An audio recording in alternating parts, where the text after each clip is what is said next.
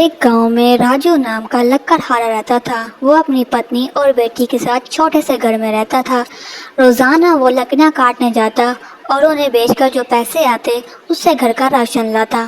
وہ بہت ایماندار تھا۔ ایک دن وہ لکڑیاں کاٹ رہا تھا تو اچانک اس کے ہاتھ سے اس کا کلہاڑا پھسل کر پانی میں چلا گیا۔ یہ دیکھ کر وہ بہت پریشان ہو گیا اور زور زور سے رونے لگا۔ ہائے میرا کلہاڑا، ہائے میرا کلہاڑا، یہی میری کمائی کا آخری ذریعہ ہے۔ یہ شور سن کر پانی میں سے ایک پری نکل آئی، جسے دیکھ کر وہ چونک گیا۔ پری نے پوچھا، اے ننھے بالک، تمہیں کیا ہوا ہے؟ تم کیوں اتنی زور زور سے رو رہے ہو؟ آخر کیا بات ہے؟ جس پر کسان نے کہا، میرا کلہاڑا پانی میں گر گیا ہے، میری مدد کرو۔ پری نے بولا، ٹھیک ہے، میں تمہاری مدد کرتی ہوں۔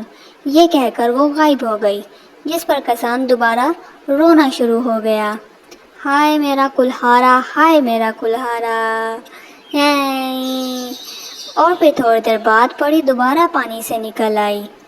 جیسے ہی وہ رونما ہوئی تو اس کے ہاتھ میں ایک چاندی کا کلہاڑا تھا، جس پر اس نے پوچھا، کیا یہ تمہارا کلہاڑا ہے؟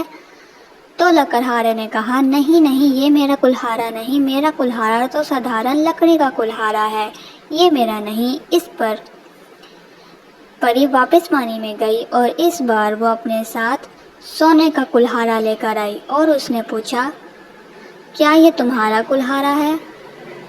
جس پر کسان نے کہا، نہیں نہیں، یہ میرا کلہاڑا نہیں ہے، میرا کلہاڑا سادھارن لکڑی کا ہے۔ جس پر پری واپس گئی اور اس بار وہ اپنے ساتھ لکڑہارے کے لیے لکڑی والا کلہاڑا لائی اور پوچھا، کیا یہ تمہارا کلہاڑا ہے؟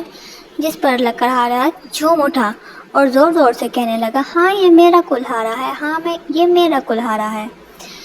اس پر پری نے اسے تینوں کلہاڑے دے دیے اور کہا، مجھے تمہاری ایمانداری پسند آئی، تم بہت ایماندار ہو، یہ تینوں لے جاؤ اور اپنی زندگی کو سنوار لو۔ جس پر اس نے اس کا شکریہ ادا کیا اور لکڑہارا وہ دونوں کلہاڑے لے کر بازار میں بیچ آیا اور اس کے بہت سارے سونے کے سکے لے آیا، جسے دیکھ کر اس کی بیوی چونک اٹھی اور اس نے پوچھا، ہائے بھگوان، یہ تم کہاں سے لے آئے اتنا سارا سونا؟